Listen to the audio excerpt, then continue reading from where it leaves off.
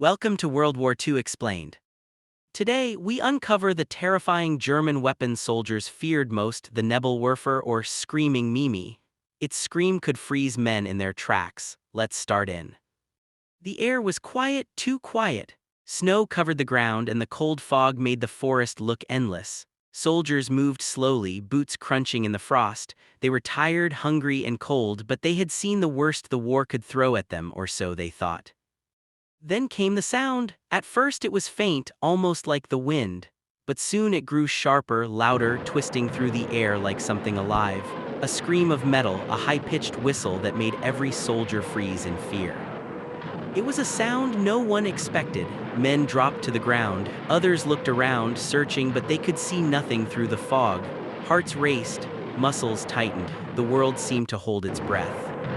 And then the first rockets hit. The ground shook, trees snapped like toothpicks.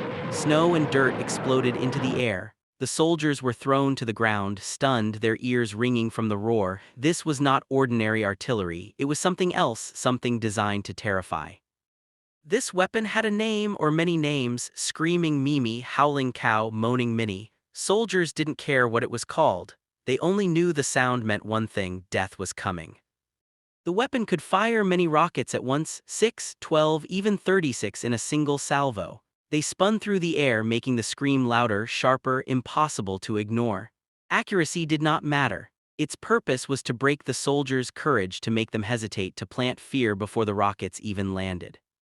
Men described the feeling as frozen terror, not because they were weak, but because nothing in their training could prepare them for this. The scream of the rockets hit both mind and body, making them doubt their safety, their skills, their luck. And it worked. Entire units hesitated. Men could not move forward. They cowered in trenches, behind trees, behind whatever they could find. The Nebelwerfer was not the largest weapon nor the strongest, but it was the one that controlled fear itself. Even after the explosions ended, the sound stayed. It haunted them in their dreams. Any whistle in the wind, any strange groan in the forest reminded them of what had almost killed them. The forest, once quiet and still, became a place of terror. Every shadow could hide death. Every second stretched into a lifetime. This was the weapon soldiers feared most, the weapon that did not just destroy bodies but shook minds. And this is only the beginning. The story of this terrifying weapon is one of fear, courage, and survival. To understand it fully, we must go deeper into how it worked, why it terrified, and how it changed the battlefield forever. The German weapon was not like anything soldiers had faced before. It looked simple enough, a set of metal tubes mounted on a cart, but the power inside was deadly. Each tube held a rocket that could spin through the air, screaming as it flew toward its target. The sound alone was enough to terrify anyone who heard it. The soldiers soon learned that this weapon was called the Nebelwerfer, or smoke thrower, though it was anything but harmless. Its real purpose was to launch a sudden, terrifying barrage that could cover an entire battlefield. When it fired, it did not just explode, it announced itself. A high-pitched, spinning whistle filled the air, giving men only seconds to prepare or hide. It could fire multiple rockets in a row, creating a constant, screaming storm. Entire hillsides would shake, trees would be shredded. Dust and snow would rain down on anyone unlucky enough to be in the open. The weapon's power was not just in the blast, but in the fear it spread. Soldiers tried to keep moving, but fear slowed them. They hesitated. Some froze entirely, paralyzed by the sound. Others tried to run, only to find more rockets landing ahead of them, cutting off escape. In a matter of minutes, the Nebelwerfer could make an entire squad feel trapped, helpless, and exposed. Even commanders knew the weapon was more than physical destruction. Reports described soldiers breaking down, panicking, and refusing orders after hearing the rockets scream through the air. The weapon did not just aim for the enemy, it aimed for their courage. This terror was used in many battles, but one of the most famous was during the Battle of the Bulge. The German army launched surprise attacks, pushing through forests, targeting supply lines, and firing their screaming rockets into American positions. The sound alone created confusion, slowed reinforcements, and made even experienced soldiers doubt their chances. The Nebelwerfer's design was clever in its simplicity. The rockets were fast, spun as they flew, and could be fired in rapid succession. It didn't matter if every rocket hit its mark. Even near misses caused explosions and, more importantly, fear. Soldiers could not anticipate the pattern, the distance, or the landing points. The scream told them only one thing: they were under attack and it could strike anywhere. Troops soon developed nicknames for it. Some called it the howling cow, others the screaming Mimi. The Germans sometimes referred to it more technically, but for those who faced it, the names reflected one truth: the sound stayed in their minds long after the rockets had gone. Even after battles ended, the effect lingered. Soldiers remembered the shriek, the explosion, the terror in the air. Letters home mentioned the sound, diaries described frozen moments of fear, and veterans would tell stories years later about the first time they heard it and how it changed the way they thought about war. The Nebelwerfer was not just a weapon, it was a strategy. Its designers knew that breaking morale could be more powerful than breaking a line of soldiers with bullets. Fear became part of the battlefield, and the screaming rockets were the instrument. The forest was alive with tension. Snow crunched under boots, but no soldier moved freely. Every sound, every whisper of wind could signal the return of the screaming rockets. The Nebelwerfer had a way of making soldiers feel hunted, as if the weapon could find them even in the deepest cover. Small squads encountered it first during the Ardennes offensive. One group was moving along a ridge when a distant whine began. At first they thought it was just artillery or the wind, but within seconds rockets tore through the air, spinning and screaming. Trees snapped, snow exploded around them. Men dove into the frozen ground, mud and ice covering their uniforms, hearts pounding. Some didn't move at all, too paralyzed to act. The weapon was relentless. Unlike guns or tanks, which required the enemy to aim, the Nebelwerfer demanded nothing of its target. Accuracy was irrelevant. Its roar alone was enough to freeze men, to make them question where to go next. A single salvo could force soldiers to stay in trenches for hours, afraid to move forward, afraid to signal their position. Commanders quickly realized its effect went beyond the battlefield. Entire units slowed down, supplies were delayed, and plans faltered. A well-timed Nebelwerfer attack could change the course of a battle, not by killing the most men but by controlling their minds.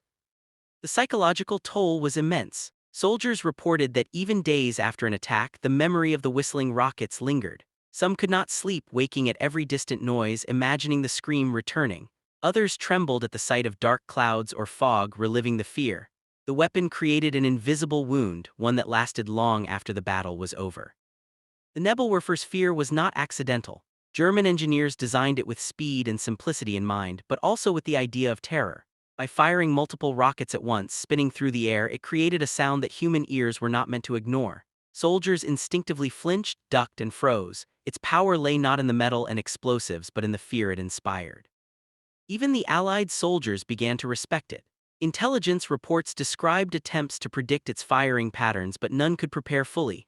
The weapon could strike anywhere, with no warning beyond the rising scream in the sky. Some squads learned to recognize the sound early and try to move, but it was never enough. The fear itself became a weapon. On some nights, the forest echoed with the sound of distant rockets. Soldiers would sit in foxholes, listening, hearts beating, waiting for the scream. It became part of life in the Ardennes, a reminder that the Germans had a tool capable of controlling not just territory but courage itself. The Nebelwerfer also inspired countless nicknames. Screaming Mimi, howling cow, moaning Minnie, names that carried both fear and dark humor, but behind the names was always respect. The sound was unmistakable, terrifying, and unforgettable. It left a mark on every soldier who heard it. Some would go on to survive the war, but the memory of that first scream never left them. Others never spoke about it, too haunted by the terror it caused.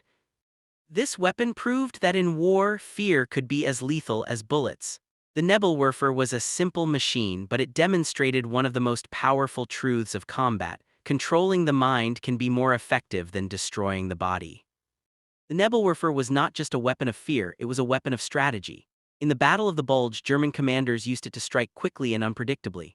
Rocket salvos tore through forests, hitting roads, supply lines, and defensive positions. Soldiers had to move carefully, but every step could be under fire. The constant screaming of rockets made them hesitate, slowed their advance, and sometimes forced them to retreat entirely.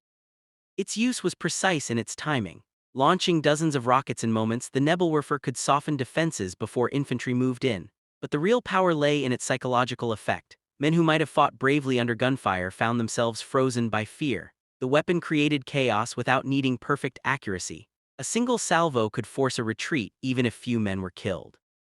Soldiers described the battlefield as a place of constant tension. Every crack of a tree, every whistle in the wind could signal the arrival of the next volley. Units that had trained for months suddenly acted slowly, giving the Germans an advantage. Entire battalions learned to respect the scream. It was as if the forest itself had become an enemy. The weapon appeared in many battles beyond the Ardennes. It fired in forests, fields, and towns, always producing the same effect. Wherever it appeared, fear followed. Commanders on both sides noted that the psychological damage often outweighed the physical. Men who survived attacks would remain shaken, unable to move quickly, and more cautious in the coming days. Despite its effectiveness, the Nebelwerfer had weaknesses. Its rockets were short-range and required clear firing positions. Crews had to move quickly to avoid counterattack, but even these limits did not reduce the fear it caused. Soldiers remembered the sound long after the explosions stopped. The effect lingered in letters, diaries, and memoirs.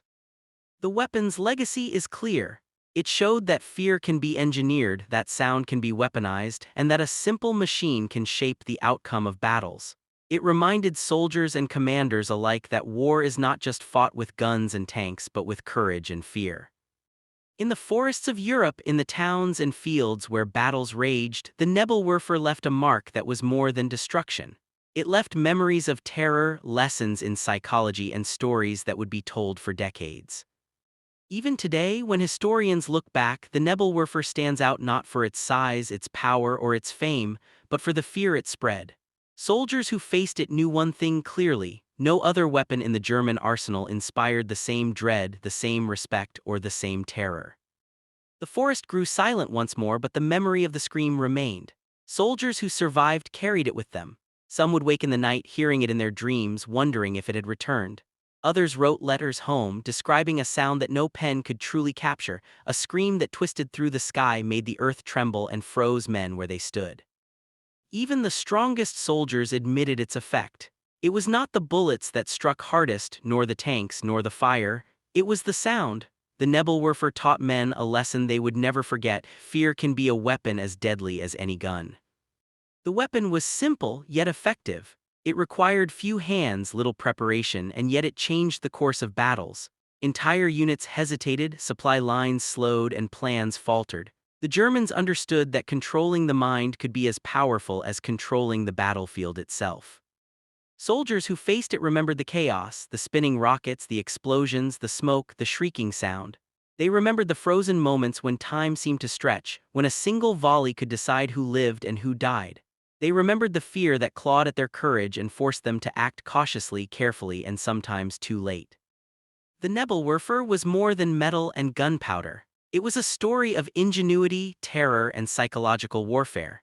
It showed that a weapon does not need to be the largest or most powerful to be feared, it only needs to reach into the human mind.